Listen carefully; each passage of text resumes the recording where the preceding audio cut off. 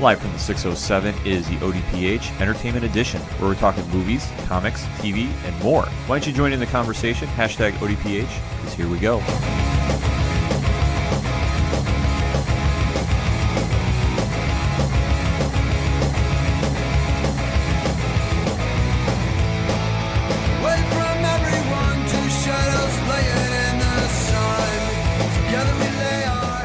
And welcome to another edition of the Ocho Duro Parlay Hour, hashtag ODPH podcast. I am your host, Ken M. Sitting across from me this week is the one, the only, Padawan J. Hello, hello, hello. Folks, we have a lot to discuss. Let's waste no more time. You know the hashtag, use it. Hashtag ODPH. Join in the conversation on social media because, hey, we want to hear from you. And the biggest story in entertainment this week came out of nowhere. Yeah. Literally. Yeah. Fell in our laps. We had to rewrite the entire show because it is that important. HBO finally gave us the first trailer, full length, of Game of Thrones final season. And the collective internet broke. Absolutely. This has been one of the most highly anticipated events of 2019. You know the drill by now. We do talk spoilers on here. So in 3, 2, 1, Pad, what did you think? I loved the trailer. I loved how they built up the hype and anticipation and excitement for the upcoming season, because this upcoming season is going to be one of the most anticipated media things in history. Like, I'm having flashbacks to when the last Harry Potter book was coming out, and just kind of like the buzz and the hype and everything around it. At the same time, getting back to the trailer, I love the build-up and the hype they give you, but I love at the same time they didn't give you too much of the story. You can kind of glimpse some details and kind of discern some things if you're looking close enough, but they didn't outright go and give you any story plot points. No, they didn't. The epic saga of George R.R. Martin has now finally ran its course on the television screen. Yep. This has been an epic in the making for many seasons now. It has now turned into, I want to say, one of the more pop culture moments in recent history. Yeah. That when you mention Game of Thrones, it's like when Walking Dead was big, a few years ago, and it was just the talk of everybody, and everyone couldn't wait for the season finales and find out what's going to happen. This has now been building, and everybody knows it's the final season. There is a prequel new show coming at some point, but this is the epic end of the saga of Fire and Ice and everything that comes with it, the story of the Starks, the Lannisters, everybody in between. This is one of the biggest moments, like I say, of 2019. Everybody's going to be glued to their televisions or streaming services or however you watch Game of Thrones for the final season. They're promising epic events, one of the longest fight scenes in television history. Not just television history, film, cinema, anything. Entertainment Weekly came out with an article last week about this, where it was kind of like a small preview, and they said that they didn't say when, but there is a battle sequence upcoming in this upcoming film that is the longest battle sequence ever committed to film in history, which would let a lot of people to believe there's an entire episode coming where it's all one big battle. And have you seen previous episodes? They do fight scenes like nobody else. Right, and this is also drawing off of one of the producers or directors, I forget who it was, a couple months ago, putting a thing on Instagram thanking, the production crew and the actors and the extras for their 55 nights straight of work. Yeah, this is nothing that just happens overnight, no pun intended from what I was just talking about. This is well documented, well orchestrated, well choreographed. Everything about the production level of this show is so top notch that this is just going in with such high expectations that if they somehow miss the mark, which I can't see them doing. No. If they ever miss this, it'd just be like your social media would just be ugly to watch for the next month or so. Yeah, I'd say so. But the quality of the show has gone up every year. The hype behind it has gone up every year. You've seen influences of the show in other shows. You've seen this have that impact on pop culture, which is very cool to see, because when it first came out, unless you read the books, you really didn't know a lot about it. Like, I'll admit, I didn't. No, I have not read the books. And the books have been coming out for a while. I want to say the first one came out in like 1996 or something like that. Yeah. I only knew about it because my roommate at the time was driving me nuts to watch it. And I'm like, all right, fine. I'll do it. And it also speaks to how popular your show, movie, whatever it is, has become when you can go to YouTube and search it and then add the word reaction to it and get like 1 million videos. And I'm referring to, of course, the Red Wedding. And, you know, go to YouTube and search Red Wedding reactions. You're going to get a ton of videos. Yeah, absolutely. It's one of those events that when you watch it, and everybody knows that something big happens every year, no matter how you break it down, they don't hold back. It's as real and as in your face as the story can get from page to picture. It doesn't hold back. And is one of those that if you're very upset by, you know, graphic violence, it might not be your show. Then let's just be honest about that. Yeah. There are moments. It's not to say it's, you know, Punisher in medieval times, right? No, times 20. I would say I'm particularly thinking, because I'm rewatching the series now. There's the moment in season 4 where Tyrion has his trial by combat and he chooses his champion, and of course Cersei chooses her champion, and what happens to Tyrion's champion? I'm thinking of that moment. I'm thinking that. I'm thinking the Red Wedding. Yeah. I'm thinking the Battle for the Wall that, you know, they've teased with a little bit, and just, you know, just the different moments in time throughout the series, and just how classic the characters have now become, and just how they're integrated into like more pop culture. So obviously this has been a very highly anticipated trailer for obvious reasons. Yeah. I mean, it's one of television's, you know, most beloved shows. So as we go into it, we kick off with the trailer, and Arya Stark is running through Castle Winterfell from something, which is really telling considering all the crap she's been through. Yeah, how Maisie Williams' character has evolved. Yeah. And when you see from season 1 to now, I would say she goes through the most dramatic change of everybody on the show. Yeah, I would even recommend, even if you don't want to do a full series rewatch, just to kind of get an idea of what we're talking about. If you haven't seen season 1 in a while, go watch the first episode of season 1 and think a lot, and then go watch like the most recent episode of last season and just see how night and day her character is. Absolutely. And as you see, she is running from something. And to see her running from something at this point. And it's not like running like, oh, hey, I'm charging into battle. No, it's, oh, crap, I need to get out of here. I'm running from something. Yeah. And to see her run at this stage from something, it's truly telling. Now, what the threat is, I don't know. No. There's a lot of ways you can look at it, because obviously when you deal with the Night King, who is, you know, the big antagonist of the show, and who has power, you know, controls an undead army, and, you know, have they broken into the castle? But one thing that I was thinking about with this too is they did have a little teaser trailer before this that showed Sansa, Jon Snow, and Arya in the tombs of the Stark family castle. Is it possible the Night King animated somebody?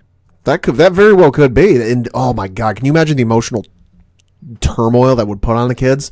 That like everything they've been through, they lost their mother, lost their father, and oh, hey, by the way, I'm the Night King and I've reanimated them. Yeah, obviously with how Arya's parents have been killed off in the show. Yeah, in, you know, very graphic detail. Yeah, or to see Robb, the original King of the North, brought back, and see how Sansa and Jon Snow, and we don't know how they're reacting to this, but if Arya is running, that is truly telling of something, that there is either a big threat or to scare her at this point into running away from battle. Yeah.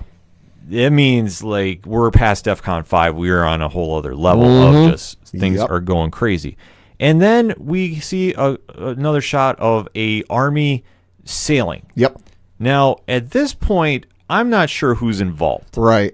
Pat, do you have any ideas who this is? I mean, when you look at the ships, of course, it's the Greyjoy banner, legend, whatever you want to call it, on the sails. So it's Greyjoy ships. But then when they cut to the actual ships, you see a character who looks to be Jaime. You know, it's got kind of his hairstyle, and it looks like, you know, Kingsguard attire, and it looks like Lannister soldiers behind him, letting, of course, the Greyjoy folks do the grunt work. So, I mean, it looks like it's, you know, Jaime, but there's a lot of speculation saying it's not. I mean, I'm not sure. To me, it looks like Jaime, but I could be entirely wrong. Right. This could be another factor going into it, that we don't know what this army is involved. If it is Jaime, because Jaime Lannister is going through this whole redemption arc. I mean, that's the only way I can describe it. That he's now appearing to be leaning towards joining up with Jon Snow's coalition. Well, I don't know if I would say joining. I'd say agree. You know, the enemy of my enemy is my friend. You know, he may not agree with the Starks. He may not always get along with the Starks. But it's kind of like, all right, I get along with the Starks or I die. And I really rather prefer living. Right. So we don't know who this army is involved. And as we see it's moving forward, who knows where that's going to play in the factor. Could go a lot of different ways until we find out their true identity. And then we do see the different groups, kind of merging or getting ready for battle. One shot that we see, though, is Cersei is now calmly anticipating something hitting the fan. Yeah. Very relaxed. I mean, obviously, she has the mountain reanimated behind her. And obviously, you have that character, and Pat kind of touched upon it a little bit, of what the character is capable of. Yeah. When you see him in the background, Cersei is not really shook about anything. She's almost like the person that, you could have some sort of natural disaster occurring outside, hurricane, typhoon, volcano, whatever.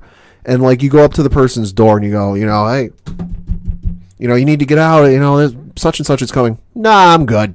They've been warning her for a couple of seasons now. They've known it's been coming for a couple of seasons now, and she's like, meh, I'm good. No, I mean, obviously, Cersei is going through a lot of different stuff. I mean, Lena Headey, who plays her, has really done a masterful job of just dealing with a character that, when you try talking and breaking down Cersei, I mean, everybody just goes, she's evil. Right. And, yeah, that's easy. That's one way you can put it. But I think it's just a complex of emotions and just how this character is so broken. Well, and you hear it a lot that, the characters are a lot like an onion. And I think for Cersei, it is very true because you look at her at the start, and like I said, I've been rewatching the series. You look at Cersei at the beginning of the series where she's not all that bad. I mean, yeah, she's a little messed up and, with what goes on with her brother.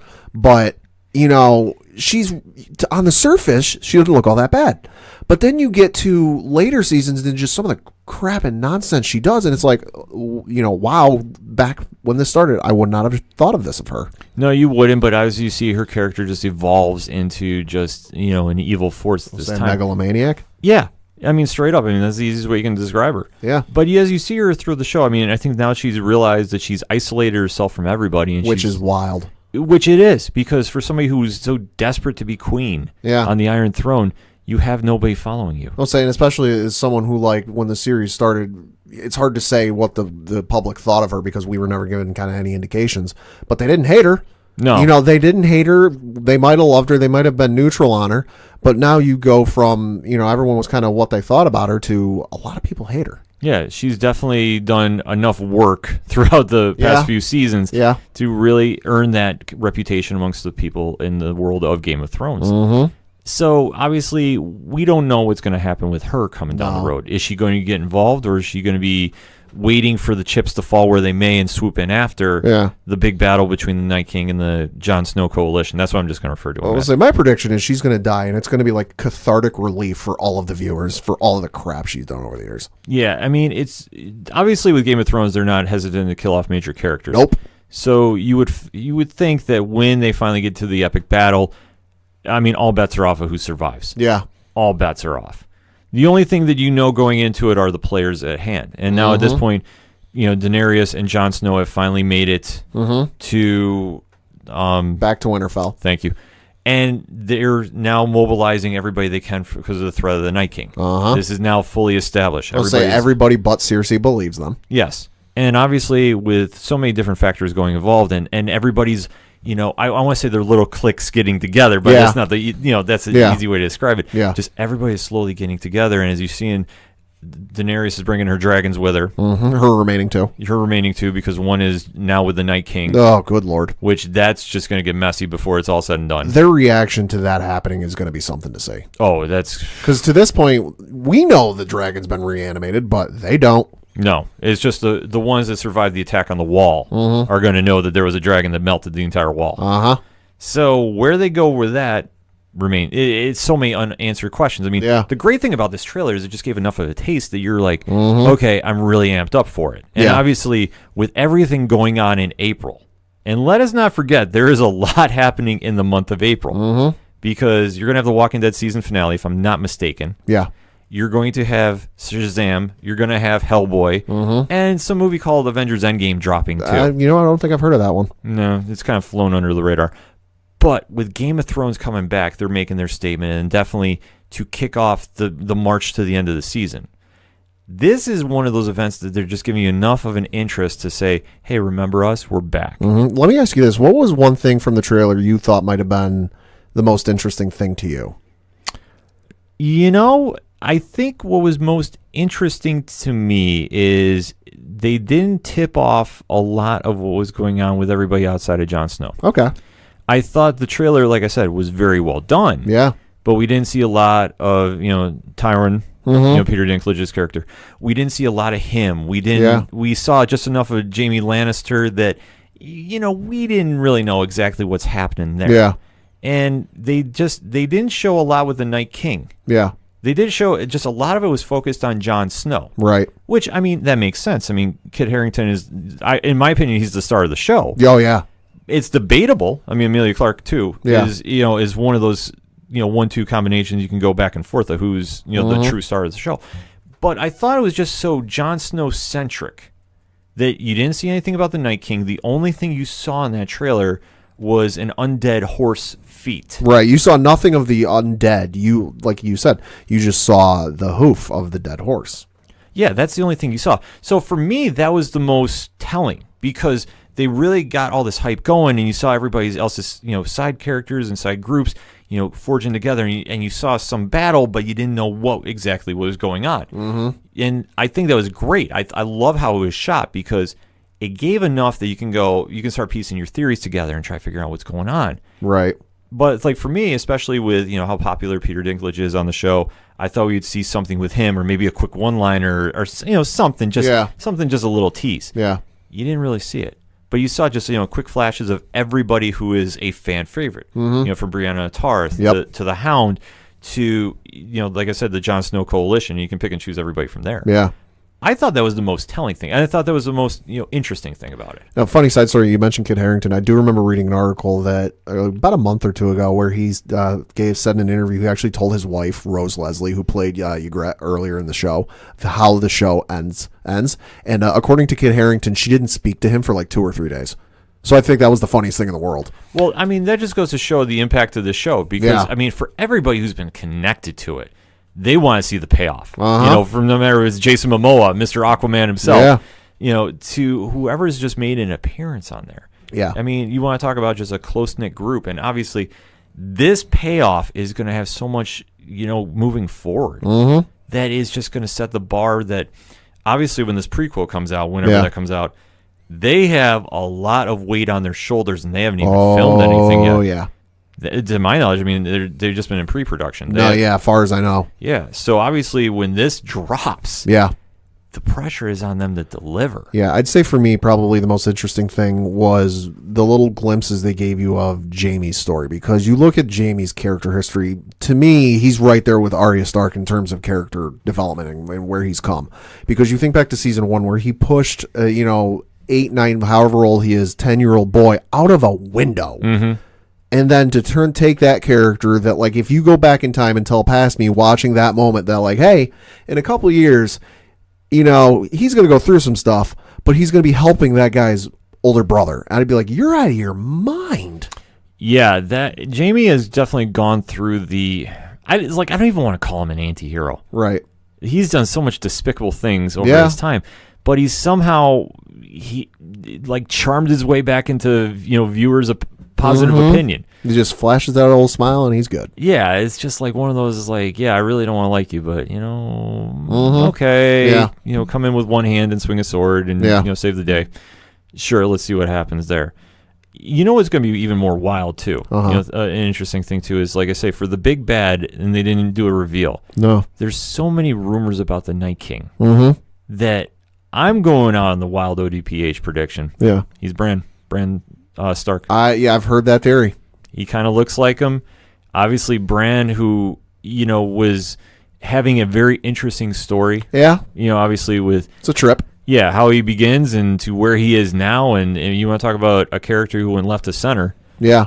Bran is a prime example in it. And if that was the catalyst to create the Night King. That'd be wild. You think about it, it just ties right back to episode 1. And how much of a slow burn payoff is that? That'd be wild. And what would be more crazy, and I want to see this, and I don't know how it's going to happen. Yeah. You imagine an undead Hodor.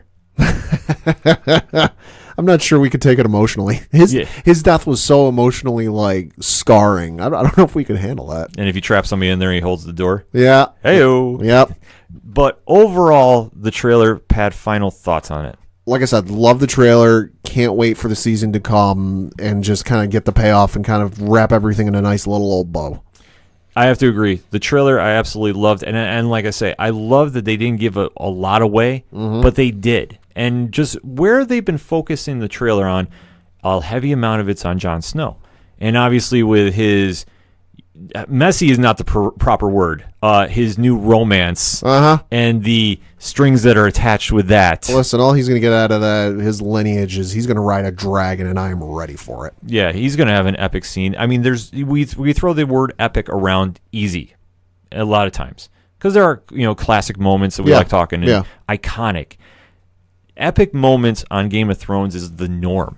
There's always something that stands out, no matter who your favorite character is, who is not. I mean, me personally, I'm waiting for the Mountain versus the Hound this year. Ooh. I need that grudge match. That'd be good. I need that. Will it happen? Maybe. I mean, maybe. All bets are off. I mean, it'd be one thing, too, if the Night King decides I'm just throwing some crazy ideas out, because this is what the show inspires. Yeah. That now all bets are off. It's the final season. You have the Night King who has an undead army. Will we see former friends of the show come back as foes? Would we see Joffrey make an appearance? Oh, God. I mean, I'm just kind of throwing it kind of crazy out, because I think about it. When I see the Night King, I'm thinking of the old Green Lantern storyline, Blackest Night. Well, I mean, for Joffrey to happen, that'd be wild to see, but they'd have to get pretty far south, because if memory serves, he's going to be buried in King's Landing. So, but anything is possible. I mean, like I say, I look at the Night King, like I say, as the Green Lantern story, Blackest Night, where you're bringing back heroes and villains who are deceased and now running around. And I mean, that's a great comic book story. If you haven't got the time, check it out. But on April 14th, we're all going to be glued to our television, to our computer screens, however we are watching Game of Thrones, and just to see the countdown to the epic finale. There can be no more justice said about it, but we definitely want to hear what you have to say about it. Hit us up on that hashtag ODPH. What's your thoughts on the Game of Thrones trailer? We want to know. We're going to take a quick break. We'll be right back. Hi, this is Jimmy Gazdick from Crimson Brethren and Floodlands, and you're listening to ODPH.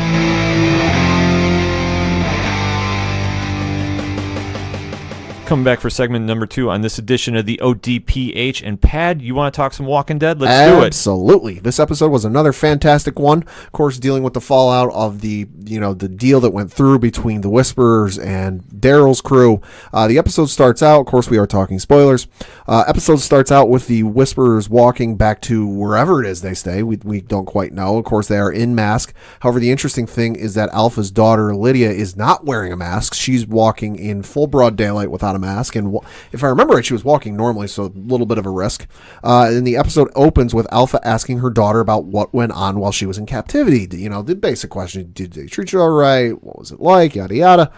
And she eventually gets to the point where she starts asking. She didn't get into too much detail about like what they have, but she essentially asks, "What do they have in terms of resources?" And she kind of tells her that, and it eventually gets to the point where Lydia asks her Alpha, her mother.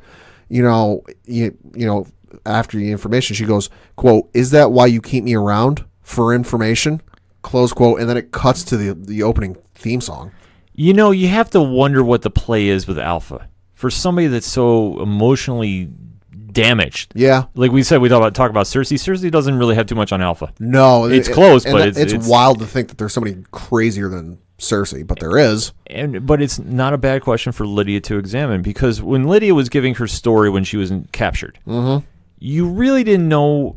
Like I say, I kind of treat it like the Dark Knight Returns. Yeah. Or, with the Dark Knight movie with Heath Ledger giving, 3 different versions of the Joker's origin. Yeah. You really don't know what her true motive was. Right. Was she really venting her frustration of all the years that she's, dealt with Alpha and just the abusive relationship they have? Yeah. Or was this a cover just to get sympathy, to get more information?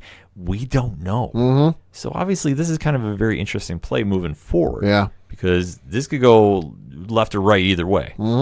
So after that, we find Michonne and, the whole Alexandria committee, crew, council, whatever they call themselves, and they're in a room, and Michonne has found out about the radio that they were using. And Michonne is, let's just say, none too pleased about it, that she didn't know about it, because she feels it puts the whole community and the group at risk. And this kind of brings up a larger point, and it kind of leads into the upcoming fair. And, the Alexandria Council is, of course, split on sending someone to the council's, to the Kingdom's Fair. but of course the running issue is that they put it up to a vote because they've drawn up, as we find out later in the episode, they've actually drawn up a constitution.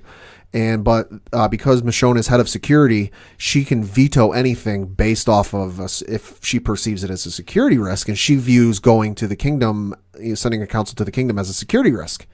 So they suggest on voting on it again, but then somebody else goes, well, we could, but Michonne would just veto it, and she goes, yeah, I would.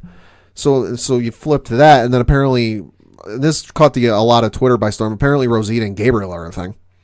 Yeah. And it's awkward. Yeah, I mean, that's the vibe I get, is just watching it. It's just, it doesn't seem organic. It just kind of seems like out of nowhere, just like... and especially with the love square you've got going on, where Rosita's pregnant with this other guy's child. Mm-hmm. Of course, Gabriel is in love with her, and then, what's his name? Eugene, thank you, is also head over heels for her.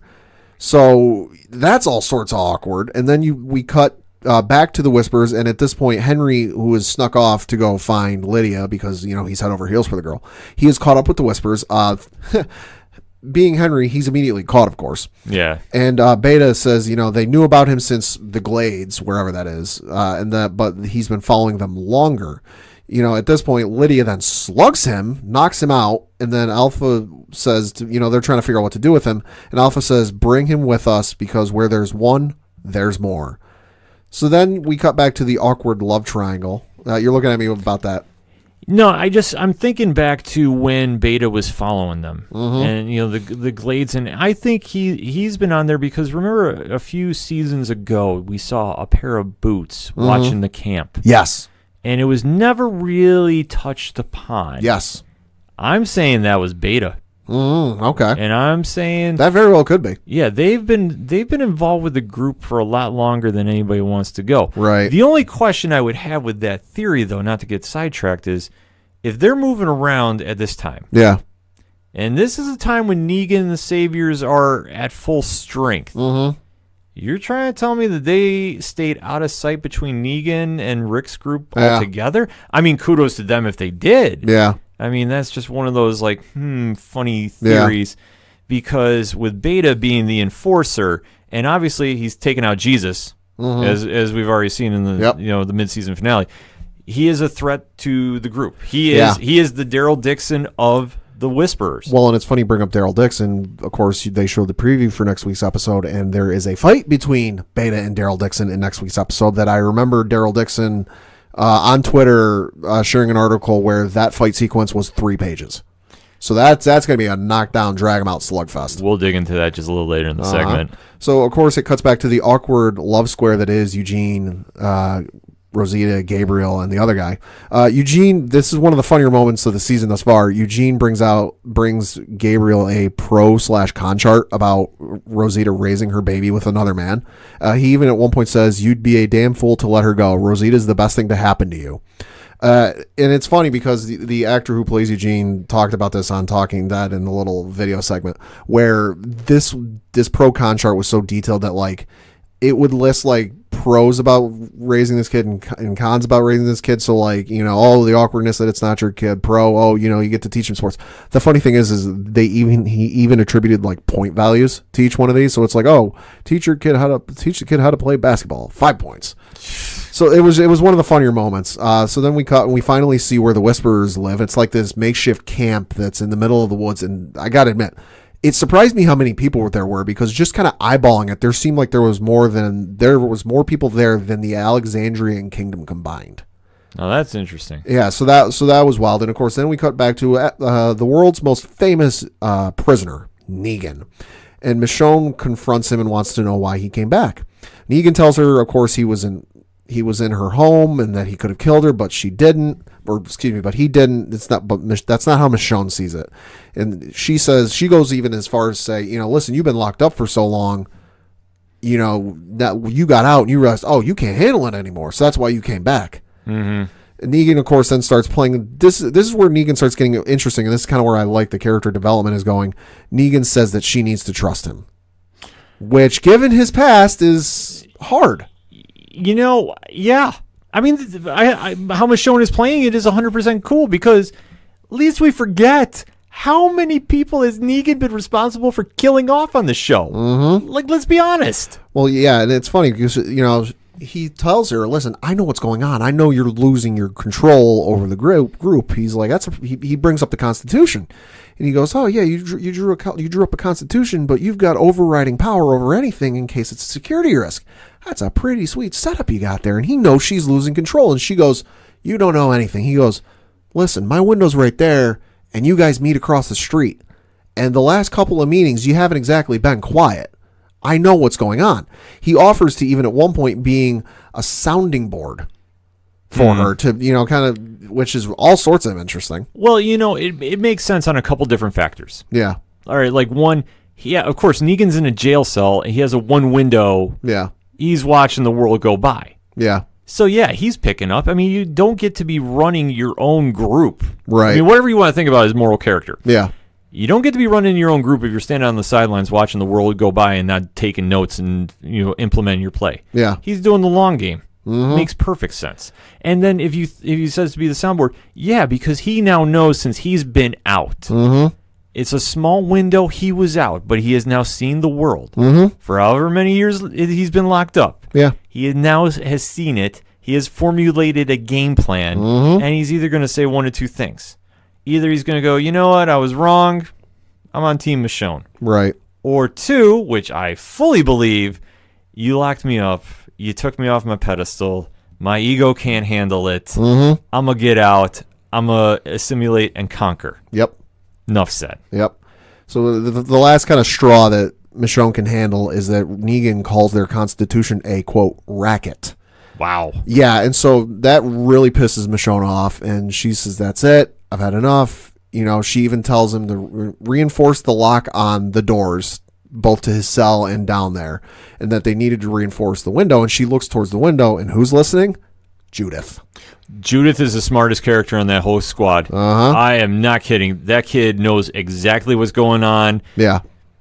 I cannot speak so highly of the character and what she's bringing to the table. Like I said, she has Negan figured out. And this whole group that's been fighting with the entire time has no clue. No. Kudos. No. So, of course, we go back to the Whisperers, and, some of the Whisperers aren't happy that they went to save Lydia, despite all that Alpha says about weak people, that, if they're weak, you just need to leave them behind. And that Lydia getting captured was a symbol that she's weak. And so Alpha is then challenged as leader, and the gentleman challenging her says, quote, you aren't fit. And then Alpha turns this around and says, hey, listen, I saw you and your little girlfriend plotting on the way back. I saw the two of you talking. She brings this up to the woman and goes, yeah, were you plotting? And at first the woman goes, no. And then Alpha kind of, being sniffs through that and gets her to admit it and goes, no, yeah, listen, you failed us. So before she can even, Alpha kind of teases that she's going to let them fight each other, which we find out later hasn't happened in a while, that something like this hasn't happened in a while. But before she can, Beta shows up and, grabs a hold of her, and then, the boyfriend gets caught. And while, the boyfriend is getting held, Alpha takes out this wire thing. I don't know what it is. And it might be something like you see in spy movies, like the Garrote, I think is what it's called. It looked like one of those. They never really said, but choking wire. Yeah. She takes this to the girlfriend's neck and severs her head off with this thing, further proving that, she ain't afraid to do nothing. No, she's not. And obviously with her being the unhinged leader and everybody else is drinking that Kool-Aid. Mm-hmm. And for somebody to step up and challenge, Alpha needs to assure dominance over everybody, thus being the Alpha. Right. So that makes sense, because for anybody that dares wants to get out of line, she's going to send the message like, you're the weak if you think my vision is not. Yep. So that makes a lot of sense. I mean, however graphic it was, she's making the point and challenging anybody else, like who wants else. And she further shows us how twisted she is, because she takes said girlfriend's head, puts it in the boyfriend's open hands, and he holds it. Yeah. That happened. It's real friggin' twisted. Well, yeah, I mean, obviously to be wearing dead skin over your own face from zombies, that whole setup is weird. I'm saying this is all while Henry's tied to a tree watching the whole thing, so that's all sorts of messed up. Well, for him, I criticize his character on the show a lot, because it's just like, you've been around Carol at the Kingdom. Mm-hmm. Carol is one of the most badass characters on the show. You haven't picked up that the world is not exactly the nicest place at this stage, Right. From her, Yeah. and she has not, had a word with you, and then let alone you've been around Daryl. Yeah. So for him, it's like, it's an eye-opening experience. Yeah. So then we get to the most interesting confrontation on the show, Michonne and Judith. Oh, She brings up that she was late to practice or something. And like, oh, you must have been real late to practice. Well, then they finally get down to it, and she goes, "You been talking to Negan?" Judith admits that she's been talking to him, and she says she feels sorry for him. She said, and Michonne goes, "You shouldn't feel sorry for him. He's done a lot of awful things. Why do you talk to him?" And she says, "Because he listens to me, and not everybody does." fair point. Which is very telling. Michonne then brings up that he's a monster. Judith says he's not, that, quote, he's a human being. Michonne brings up his past, and he killed a lot of people, and a lot of people that your father loved. Judith, she says he'd do it again. Judith says, yeah, he did get out, and nothing happened. And Michonne goes, listen, it's the old. She brings up the old adage, some spots never change. Judith counters with, "You did," and Michonne just looks at her and goes, "Go to your room," and then starts to break down crying. Judith is the current MVP of the season. Uh huh. Judith gets it because everything she said there was right. And the one thing too is, everybody's saying, is Negan using Judith? No, I honestly don't think so. No. Because if you look back with Negan, and granted, we haven't dug into his pre-zombie apocalypse history. Yeah. Negan, we don't know if he had a family. No. At this stage. If we do, please correct us on, hashtag ODPH. So to see him gravitate and see somebody put him on a pedestal in his own different way. Right. But obviously, what she's doing to him, he's doing to her, which is he's listening to her talk. Yeah. He's giving her the benefit of the doubt. He's, obviously doing more interaction because Michonne is so caught up with, we got to find Rick. I'm the head of security. I don't have time. Yeah. Negan makes time. I mean, granted, Negan has a lot of time to deal with. Yeah. But he's making enough time. So obviously with Judith, giving him time, that's making him, thinking he's important to somebody. And to this point, he hasn't done her wrong. Yeah, you can tell her everything he did until the sun comes down and you're blue in the face. But until she witnesses something like that, she'll take it like, oh, okay. She won't fully believe it. She won't fully buy into it. So, here's a guy that, like, okay, yeah, he's done a lot of awful things, but he hasn't done anything to me. He's just kind of sat there and listened when not a lot of people would. Yeah, and that's what I said. It's like he's now, somebody is actually paying attention to him. Yeah. So thus he is now feeling important to somebody. Yeah. So, I mean, like I say, it's the same way Carl was with him. Yep. It's like, we don't know if he had a family and then he maybe lost his family. So now he's like trying to, somehow connect to Judith and Carl, in his own, obviously, different way.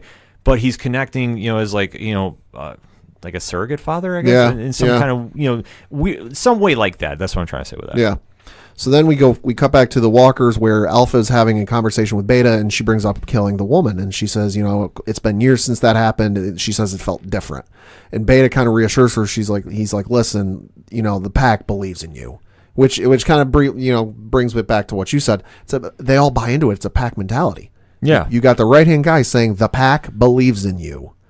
So then Alpha tells a story, and I can't believe they're further making her more twisted than she already is. She tells the story of Lydia choking on a piece of plastic. That she went to eat something and a piece of plastic got into her. She started choking on her. She almost died, but she ended up saving her. They got it out. She then says she hit her to try to teach her to never do it again. She compared what she did to a lot of that.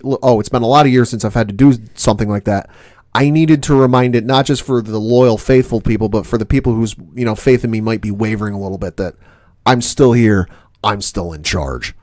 So then we see that the boyfriend and girlfriend that were, because eventually after the girlfriend gets cut up, I forgot to mention this, she hands the head to him, and then she shanks and kills him. So they're both dead. Both bodies are dumped outside because they're in like a wooded clearing or wooded area, and they get dumped right outside there for walkers. And who do we see hanging out there? Daryl and his buddy, the deaf girl, there to rescue folks.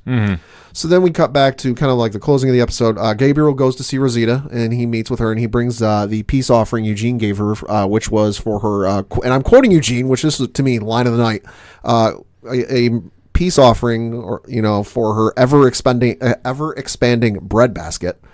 Line of the night. And then you see Michonne talking to Aaron. She thanks him for his support during the council meeting. He's like, hey, listen, it's the right thing to do. I'm always going to support you. She then says that she won't veto a revote to send a delegation to the Kingdom Fair. We then see Henry is cut free from the tree he's been tied to.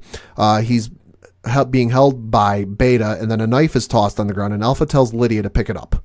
She hesitates for a moment because I think she really does at some level have some feelings for the guy, and she's a little bit conflicted right now. But she picks up the knife, and Alpha says to kill him. And she goes, what? And Alpha says, listen, I need to test your loyalty right now. Who are you loyal to, us or him? And before that can happen, Daryl and company have decided that somehow figured out a way to get the walkers that were outside to invade their camp.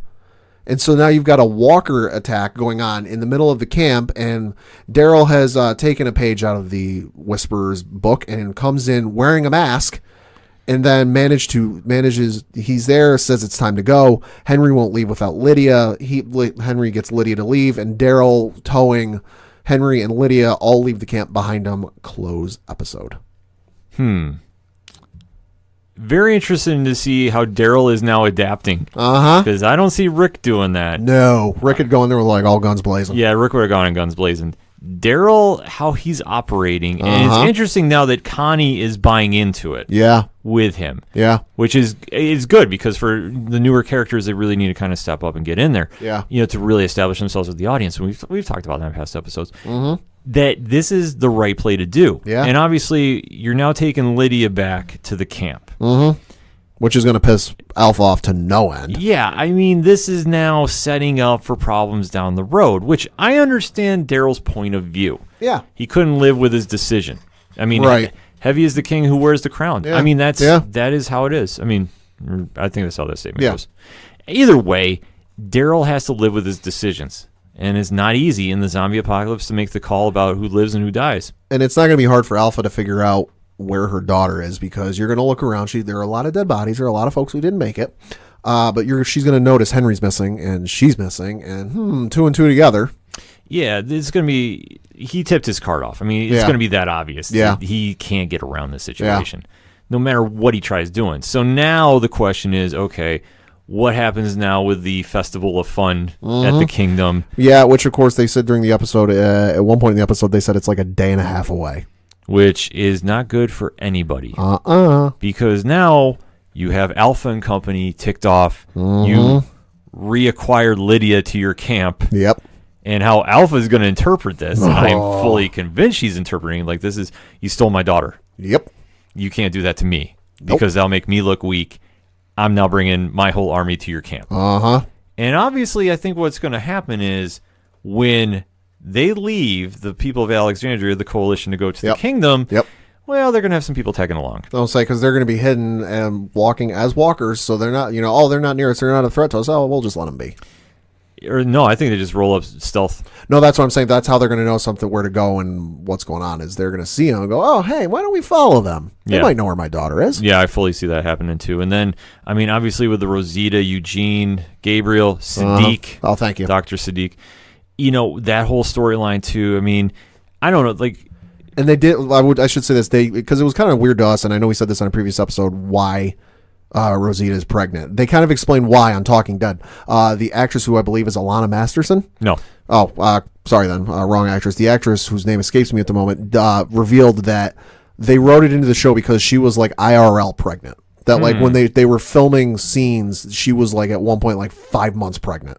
So that's why that's why the character is pregnant in the show, is so that they didn't have to like TV magic it into the show that like, oh yeah, you're not pregnant. So that's why she's pregnant in show. Christian Cerratos? Yeah. Cerratos, I'm sorry, is Rosita. Alana Masterson is Tara. Oh, thank you. Yeah, no. So that's why Rosita is pregnant, is because the actress was IRL pregnant. Yeah.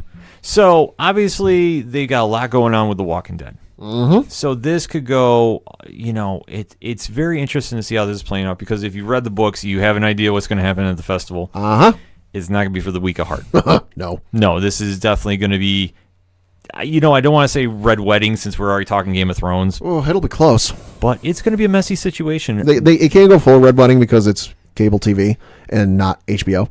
And HBO can do certain things that AMC and other cable television networks cannot do. But it'll be as close as they can get. It definitely will be. I mean, it's going to be one of those situations that for, being an Andrew Lincoln-less Walking Dead, they've made some very good strides in definitely establishing themselves of, going a different route and definitely making, other characters now stand out. Now, whatever you feel about it, like Judith has been a refreshing addition to the show. She's been amazing. She's been amazing on the show. And now you have Henry and whatever you think about him. I mean, Carl 2.0 is not doing anything for me right now. Right. But I'm liking what I'm seeing with Connie now interjecting herself with the show. And obviously after Alpha and Beta make their move, because it's coming. Yeah. You can't avoid it. It's coming.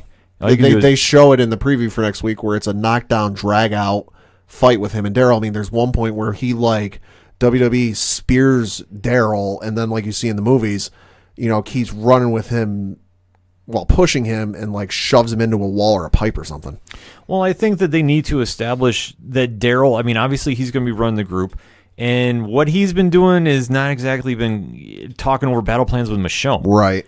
So Daryl is fighting a one-man army against a person who has already taken out Jesus and is coming back for more because of a situation or decision he made. Yeah. So now this is going to get kind of interesting where it goes to play. I am waiting to see the big battle because if you think about it, Daryl and Beta are the same character in a sense. And what I mean by that is Beta is Alpha's right-hand man. Yep.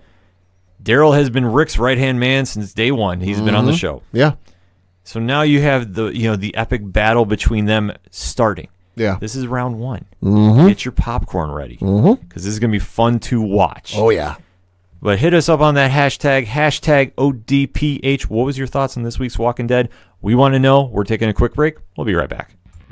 Hi, this is Mike C. from I Am Horror. You're listening to the ODPH, the most killer podcast on the planet.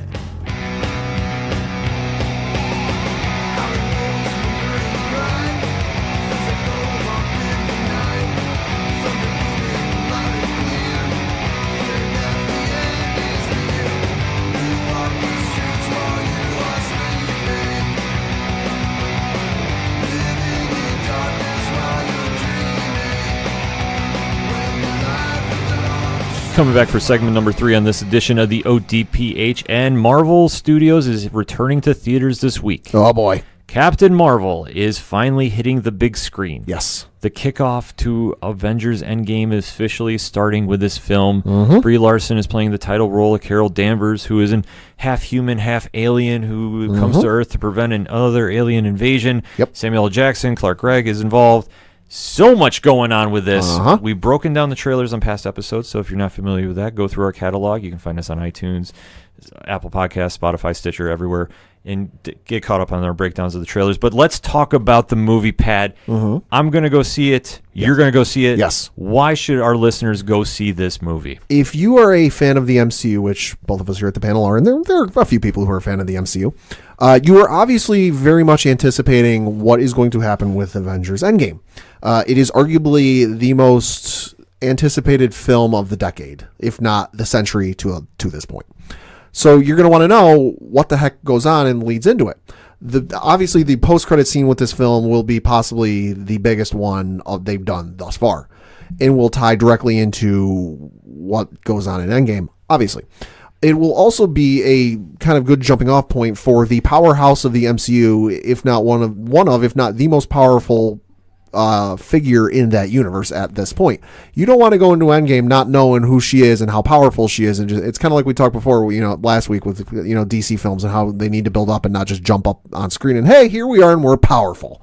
You need her backstory. You need to kind of know who she is. Just when she comes on screen wrecking shop in Endgame, like I fully anticipate her to. You know why. Yeah, Captain Marvel has been an interesting character throughout the history of Marvel Comics. And I'm not going to get into the debate between Captain Marvel versus Shazam and that whole nonsense. If you really want to go deep diving on that, you can Google it and get you can probably find a documentary or two. Yeah, you can definitely do that. But with this, I definitely have to say Marvel Comics is definitely establishing their first female lead superhero movie. There's a lot of hype behind this. Yeah. From what we've seen, obviously this is going to be an origin movie, as it should be, because like most Marvel MCU films, the first one is always an introduction to the character, and you want to see why this character is so important. Almost always. Spider-Man being the exception. Well, Spider-Man had already had its already run, but that's a whole other different ball of webbing.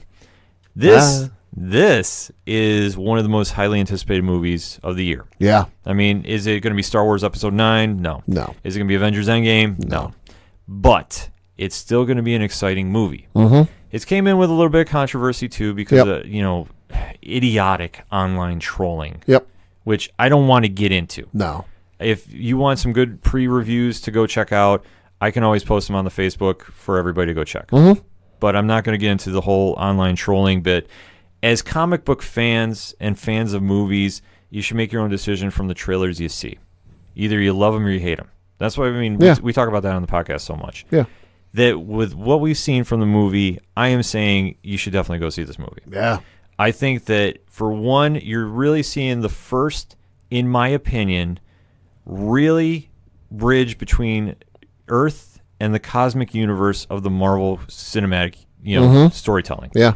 You're seeing that because Guardians of the Galaxy has been always cosmic. They haven't came to Earth. I mean, obviously they just did with Avengers, but it was half of them. But you get my point. This is going to be the one that really ties into the cosmic side of the MCU to the Earth side of the MCU. Yeah. And you're going to have a new heroine emerge that, if you're not familiar with, the comic history it's a bit complicated. Yeah. To say the least.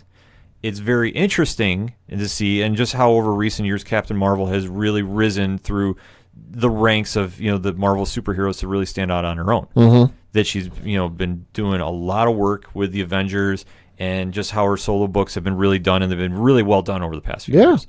That this is now the time to really do the movie and do it right.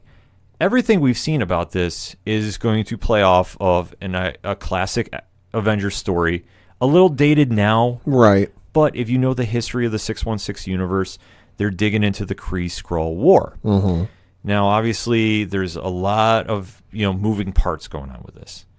How they're going to do this story, especially without bringing the entire Avengers into it, is going to be interesting, at least to me, because this was such an Avengers story way back when. But to see Captain Marvel stand on her own and to deliver and do the saga as a one-woman show, I think is amazing. I really think they really are going to push the envelope of just how well they can tell the story, because there's just so much going on if you've ever read the story. Yeah. To see it wrapped up in one film, with especially being an origin film, there's a lot on the plate. Yeah. But I think they're going to do it. The casting has been spot on. Oh, God, yeah. And this is just going to tease into the next event after Avengers game. And I think they can also have some fun. Yeah, I think they can also have some fun with this movie, because this movie is set in the 90s. So it's predating basically every movie in the MCU, bar one, that being, of course, Captain America 1. So there's a lot they can do with this to kind of like, oh, hey, remember that thing that you saw on screen in insert movie here? Oh, here's where it kind of started. Here's the seed that planted that. Like, they can just throw some fun Easter eggs or, like, tie-in stuff to future movies. Yeah, especially with it being set in the 90s, you have that window to really explore. Yeah. That it's, I don't want to say it's uncharted water, but it kind of is. Yeah. From where the typical MCUs began with Iron Man. Yeah. That you can do a little backstory. And then, however, they do time travel, which has been, in some cases spoiled, if that was a true spoiler. I don't think so. I'm thinking it was just a red herring thrown out to get the internet all wound up. Yeah, I think so too, and I got my own theories. Yeah, I think there's just so much that they're going to play off of that it's just going to be a fun movie. Yeah. And the early reviews that I have read from other sources that I like and I trust have really said positive things. I mean, is it going to be the next epic movie that... No, maybe not. It'll be a good movie. It's going to be a good movie. I mean, I'm excited to see what they're going to bring to the table. Yeah. Because anytime that you try doing an, interstellar epic battle that's going to range from space to Earth and all points in between, you got to juggle a lot. And especially when your prior history with space travel and kind of the cosmic universe, as you say, has been a little limited. Like, now, that's not a criticism by any means, but when you talk Guardians of the Galaxy movies, they're not exactly jumping around from planet to planet every 5 minutes. They're going places and they're traveling a little bit, but this is kind of like expanding that even further than just the, kind of the Star Wars vibe you might get off of Guardians of the Galaxy, where, hey, they show up and there's a bunch of people who look different. Yeah. This one is going to be interesting because of who they're introducing to the MCU. Yeah. As the major antagonists, the Skrulls, which this is not a spoiler. You've seen pictures. No. I don't feel this is a spoiler. They're in the trailer. They're in the trailer. You obviously see this alien race is now introduced to the MCU. Mm-hmm. There is a few stories that have been written since the 2000s involving them that have really stood out. One being a huge Marvel Comics crossover event. Yep. Will that be the next step in the movie phases? Probably. It's debatable. It's probably. I mean, is it going to be Endgame Part 2? I'll say this isn't This isn't Fox. We're not introducing one of the biggest villains of all time for a one-off movie. Right. They're going to be introducing these villains, and then they're going to have, obviously, after the Marvel Fox deal goes through, they're going to have one villain, which we'll just say antagonist. I don't like saying villain, that could pop up here and there. Yep. If you know anything about the Skrull race, you know who I'm referring to. But you can't use that character's powers until the deal goes through. Yep. That's all I'm going to tease you with about that one. But to see if this is going to be the next step and this is going to be Phase 5 and this movie is going to be Avengers 5 of where the story I think is going to be interesting. I don't know if it's necessarily going to be it because I think the next big Avengers movie is going to be Secret Wars. Probably. In my humble ODPH prediction, Secret Wars, the Jonathan Hickman story, is going to be the next big build where we start from here now. It's because they're going to be introducing more movies, more characters. Obviously, when the Fox-Disney deal gets done, we're going to see more characters get involved. Right. Captain Marvel is going to introduce some maybe by name or some that are just going to give you an introduction to where they could go. Yeah. And I think that's going to play off to how good the movie is going to balance out. Because if the fans really react, and I think they're going to react very positive to this movie, is you're going to see one, you want to see more Captain Marvel. Yeah. And I could definitely see a trilogy happening out of this. Yeah.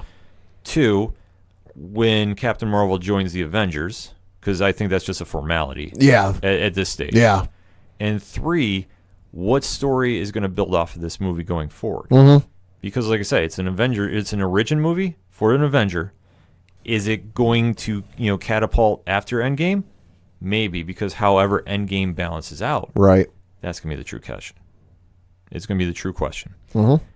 Pad, final thoughts to sell our listeners on Captain Marvel. There's been a lot built up about Captain Marvel. She's a powerhouse. She's the strongest hero in the universe. And she's going to absolutely kick Thanos' you-know-what here and across the galaxy when she shows up. I fully bank on that, and I fully believe that. But I'm very much interested to see her introduction into this universe, where she goes from here, and just kind of the Easter eggs that you might see, the tie-ins. The age. I'm fully banking on an Agents of S.H.I.E.L.D. reference, and somehow, and I mean the TV show, not the organization. I'm fully banking on that. I am fully sold on this movie. That I think it's going to be good. It could be great. I don't really know necessarily because I want to see how they do this. Because, like I say, there's a lot of moving parts going on. But from everything I've seen thus far, and I've read some reviews online from sources I trust, and I'd say, okay, if I'm not really sure going into it, I'll kind of skim through a non-spoiler review. Yeah.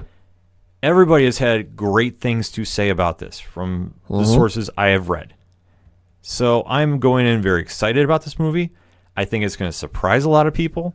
And I think for doing, an Earth cosmic character, if you want to call it that, because you got a lot of moving parts, like I've already said in the segment, to have them pull it off and pull it off well, to just give you a little more extra hype.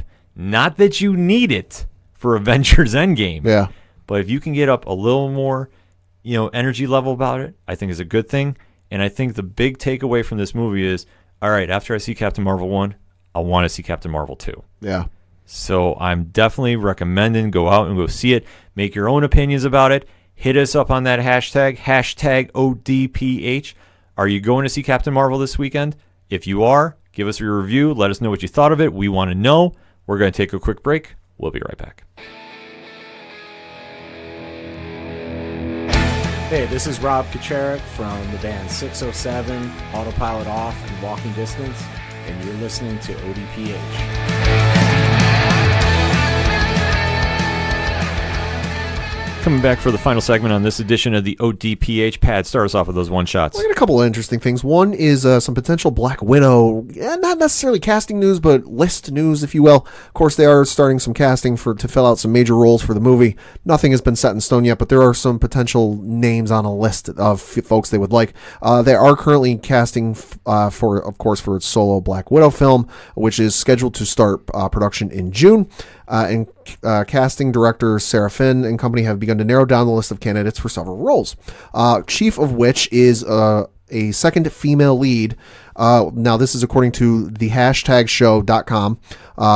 Quote, chief among those here is a kick-ass female Bond, for which the studio is said to be seeking an actress capable of a physically demanding role who also, quote, feels similar to star Scarlett Johansson. Now, who is on this list, you may ask?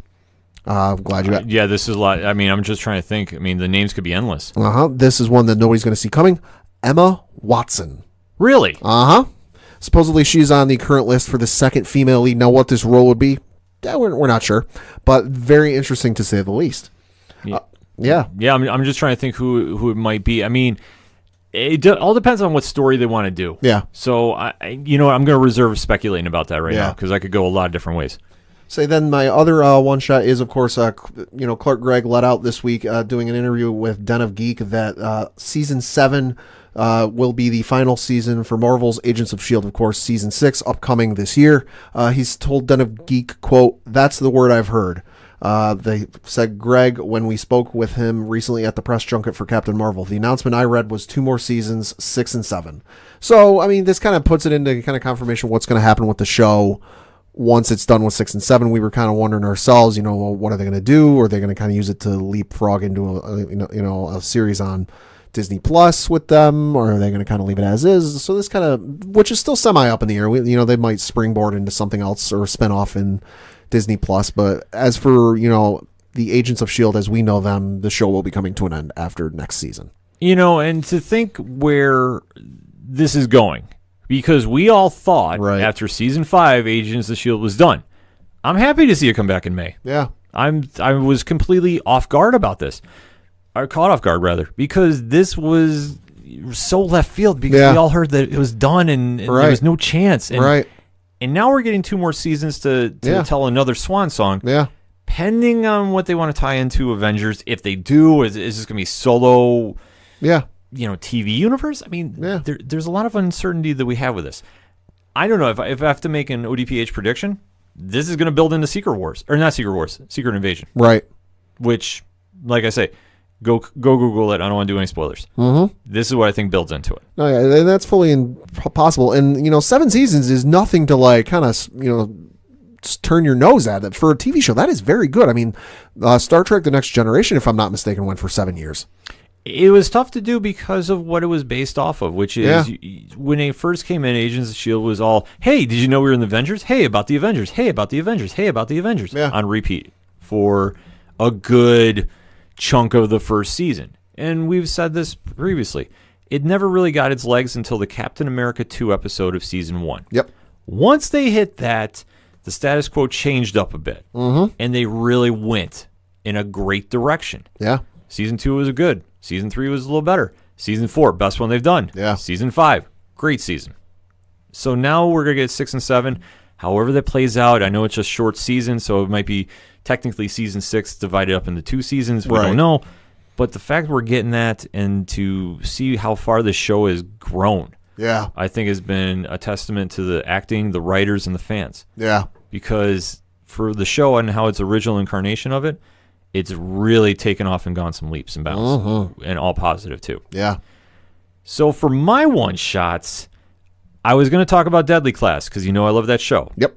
I was going to talk about the Shazam trailer that dropped this week, which was very good. And in fact, maybe I'll go hit up parlay points about that later this week. Okay.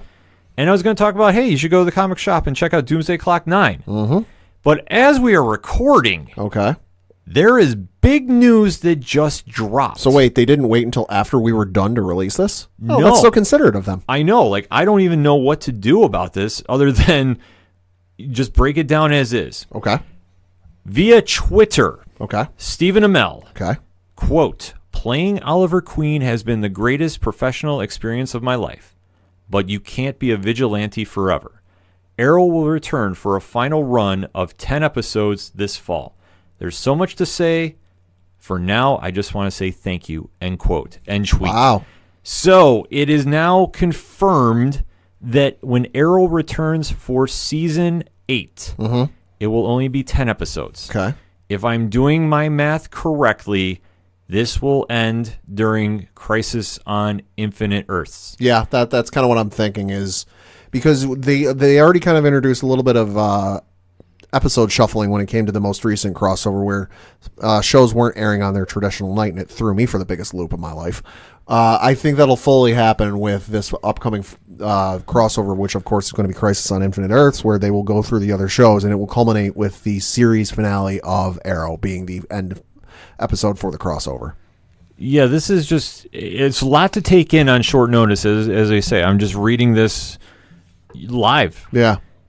To see Arrow wrap up like this, just quick reaction.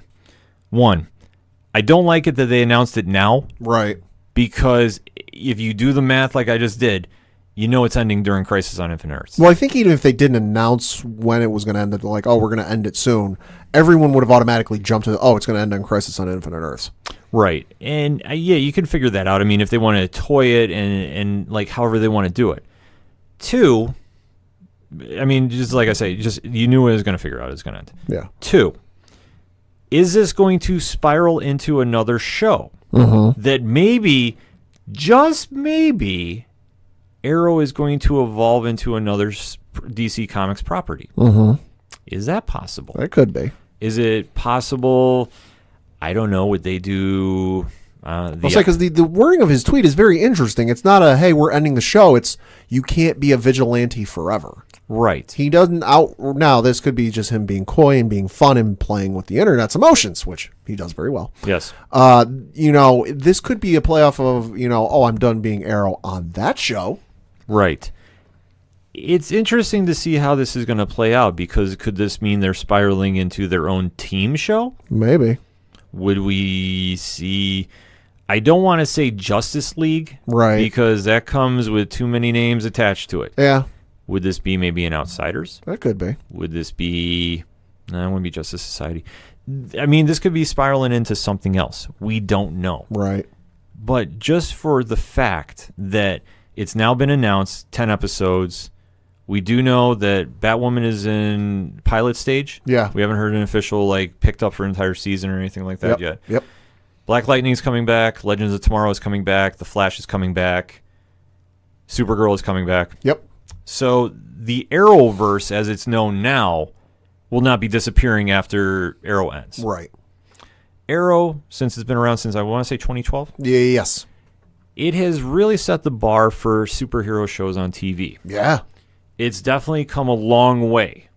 It's had its ups and downs. Yeah. Which, from its first incarnation of being, in my opinion, it was trying to be too much like the Christopher Nolan version of Batman. Yeah. Too grounded, too dark, too gritty. Yeah.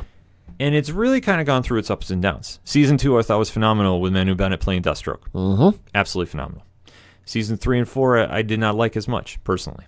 Season 5, thought a lot better. Season 6, stepped in the right direction. Season 7, as is currently going on right now, amazing. Yeah. So, as we play off of that, how Stephen Amell has taken the character of Oliver Queen and really separated from the comic and made it his own is truly a testament to his acting skills. Because this is not the one you read in the comics. Right. It's his own version. And obviously dealing with the events as they've announced Crisis on Infinite Earths. To say it's going to have big ramifications is an understatement. This has already been a telling sign that something big is going to happen. Yeah. So we'll have to wait and see for that. There'll be more information about this coming, I'm sure, in the upcoming months. Yeah, especially with San Diego Comic-Con down the road. I fully agree. I think we'll hear a little bit more about that as we're coming down the road. Yeah. But definitely hit us up on the hashtag ODPH. What's your thoughts on that late breaking news? I definitely want to hear what everybody has to say about that. Yeah. What's your favorite Arrow moment before we close out the show, Pat? Oh, there's so many it's hard to choose from. I mean, probably anything with him and Ricardo Diaz. Like just like a compilation, video on YouTube. And because just there's something about the way they wrote the characters and then the way the actors just meshed so well together, because that's not something that like you can lock two guys in a room and get them to form naturally. There's just something about the two of them that it just meshed so perfectly. I agree. I think the Ricardo Diaz has been a phenomenal villain. Yeah. And just, a complete anti-Oliver Queen. Yeah. And just really push his buttons. But for me, personally, season 2 with Deathstroke. Okay. Deathstroke has always been a very interesting antagonist. And I know he's been, originally when he first came out, he was tied so much with the Teen Titans. And, right. And, that universe. And to see him just expand into the force and nature that he is now in DC Comics. And to grow in popularity. Yeah. Oh, one of the biggest names in DC Comics. Which 10 years ago, not the case. Yeah, he's known, and yes, people are fans of him, but he's got a massive following now. Yeah, now that character is just really taken leaps and bounds, and just to see how that character was portrayed. I mean, Manu Bennett that is Deathstroke. Well, say you see cosplays of Deathstroke, it is Manu Bennett's Deathstroke. Yeah, I mean, it's going to be really interesting to see it's like I've heard he's going to be appearing on DC Universe's Titans season 2 at some point, from what I've heard through a couple different places I've read. But just to see how Stephen Amell has really played off him over the years. Yeah. And just you saw their chemistry working together. I mean, just to see how that relationship, which wasn't in the comics, that was written by Show. Yeah. To see how that evolved and just how important and just how it blossomed. I mean, it's just true testament to just how far Arrow has gone, and just look at everything it's spawned since. And it's still going to in the aftermath. Yep. And maybe now this is going to introduce John Stewart, a.k.a. John Diggle, as Green Lantern. Maybe. I'm going to throw that out there because why not? And speaking of late-breaking news. Yeah, like we were about to finish the episode and this came out. Oh, this is a curveball of curveballs, but hey, let's end it on a good note, because I know obviously talking about Arrow getting canceled or ending after season 8 is a downer. This definitely was, if this is true, and we are hearing reports that there are talks, right? This will definitely brighten up everybody's week. At least for the panel, it definitely does. Yeah. So as we previously talked about on the show, Will Smith is not going to be reprising his role as Deadshot on Suicide Squad 2 when James Gunn takes over. And that's not because of he hates the movie, he hates DC. It's just literally he is busy and cannot do it. Right. So as we are going to record now, we are hearing a lot of reports breaking from all over the place. It's coming from the Hollywood Reporter, and they're about as accurate as can be. Pad, who are they going to try to get to replace Will Smith? Well, first, let me just say this. You hit me with this, and I was like, that's, they're going to replace Will Smith. I was like, I hope they wouldn't do that. I hope they just kind of mentioned, he's off with his kid, whatever. But no, then you hit me with the replacing him. I was like, all right, with who? Idris Elba. And I'm like, all right, no, I'm okay with that. Sold. Yeah. Absolutely on board. Yeah. 1,000%. I will say this. It'll be interesting to see how they write this in and they work this, because nothing against either man. They are both awesome individuals. They don't really look anything alike. No, but that'll be real interesting to see how Gunn works it in. I fully trust Gunn to figure it out and work it in, but they just, physically and anatomy side, in the face and everything else, they don't look anything alike. Elba is such a phenomenal actor. Yeah. I'm sold on it. I'm happy for it, but I'm just like, all right, how are you going to work this in? Yeah, I that's minor details as far as I'm concerned. Yeah. The fact that, obviously now he maybe got the superhero bug from, Hobbs and Shaw? That very well could be. I'd say Dwayne Johnson could have put a bug in his ear and said, hey, we faced off in this movie. We may be able to face off down the road. Yeah, because Dwayne Johnson's supposed to be playing Black Adam as far as we know. Yeah. That's still on the table. Nobody has said that is over. Nobody has said it's over. He hasn't said it's over, but Idris Elba joining the DCEU, formerly known as. Yeah. I'm all on board with this casting. Love this. Love this. So late breaking news here on the ODPH podcast. Let us know what you think of that, because that's all I got for this week. So for Padawan J. Thank you. I'm your host, Kenem. Thank you as always for listening to the Ocho Duro Parlay Hour, #ODPH podcast. We'll see you next time.